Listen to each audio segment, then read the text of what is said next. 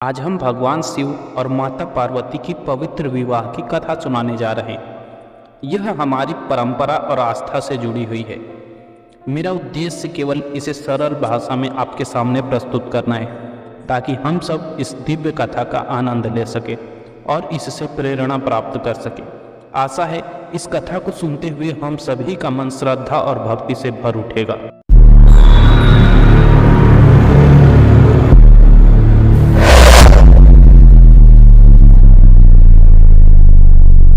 बहुत समय पहले की बात है। हिमालय पर्वत पर राजा हिमालय और उनकी पत्नी मैना देवी का निवास था। उनके घर में एक सुंदर कन्या का जन्म हुआ, जिसका नाम पार्वती रखा गया।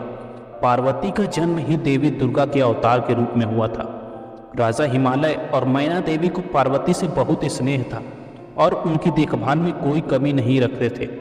बचपन से ही पार्वती के विशेष गुण और अलौकिक तेज दिखाई देता था। उनके चेहरे की आभा देखकर लगता था जैसे खुद प्रकृति ने उन्हें विशेष उद्देश्य के लिए भेजा है। पार्वती को हमेशा से शिव की पूजा करने का बहुत शौक था।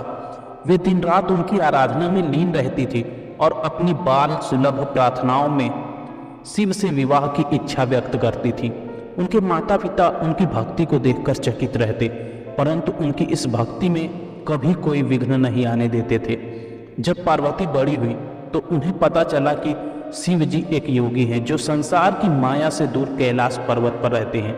उनके पास धन दौलत का कोई मोह नहीं है और वे एकांत जीवन व्यतीत करना पसंद करते हैं। लेकिन पार्वती ने ठान लिया था कि वे शिव से विवाह करेंगी।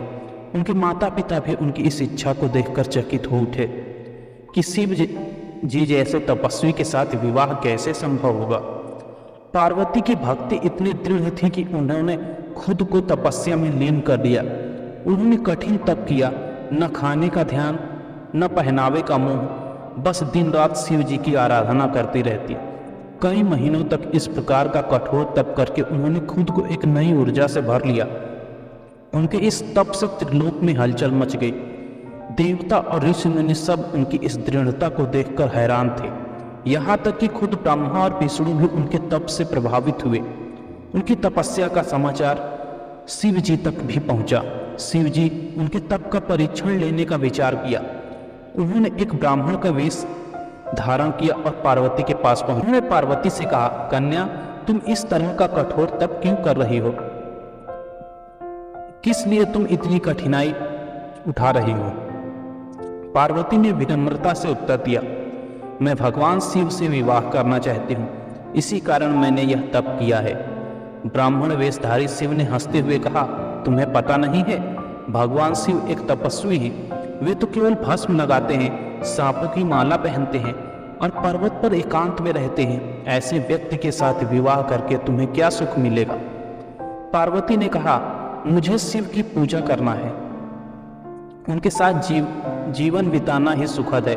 मैं उनके सच्चे स्वरूप को जानती हूँ और उन्हें ही अपना सर्वस्व मानती हूँ। यह सुनकर शिव जी ने अपना असली रूप प्रकट किया। पार्वती उन्हें देखकर भाव विभोर हो गई और उनके चरणों में झुक गई।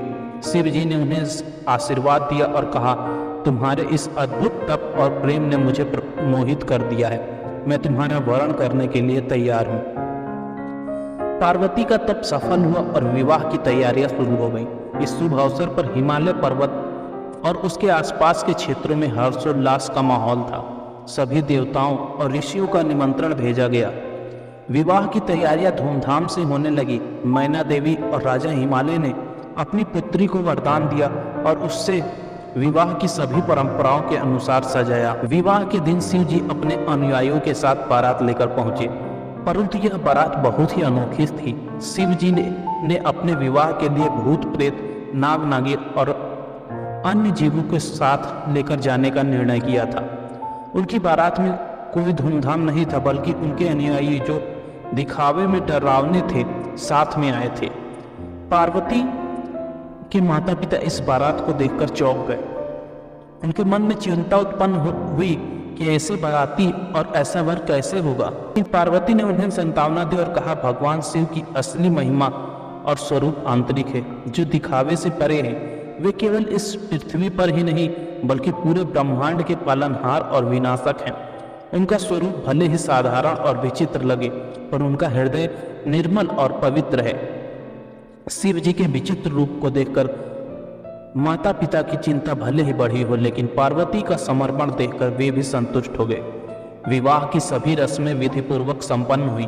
ब्रह्मा, विष्णु और सभी देवताओं ने इस दिव्य विवाह में सम्मिलित होकर आशीर्वाद दिया। शिव और पार्वती का यह मिलन न केवल प्रेम और समर्पण की कहानी है, बल्कि यह दर्शाता है कि सच्चे प्रेम और तप में वह शक्ति होती है जो असंभव को भी संभव बना सकती है। पार्वती ने अपनी साधना से शिव जी को प्राप्त किया और उनके साथ सुखमय जीवन बिताया। यह कथा हमें सिखाती है कि प्रेम और समर्पण में दृढ़ता होनी चाहिए। यदि हम अपने लक्ष्य के प्रति सच्चे और पूरी निष्ठा से प्रयास करते हैं, तो ब्रह्मांड की सभी शक्तियां हमें वह प्रदान करती हैं जिसकी हम आकांक्षा रखते हैं। शिव और पार्वती का यह विवाह इसी प्रेम और त्याग का प्रतीक है। कथा से हमें प्रेरणा मिलती है कि सच्चे प्रेम में कोई दिखावा नहीं होता। प्रेम का आधार सिर्फ आंतरिक विश्वास और समर्पण होता है, और यह वही प्रेम है जो हमें जीवन के हर कठिनाई को पार करने की ताकत देता है।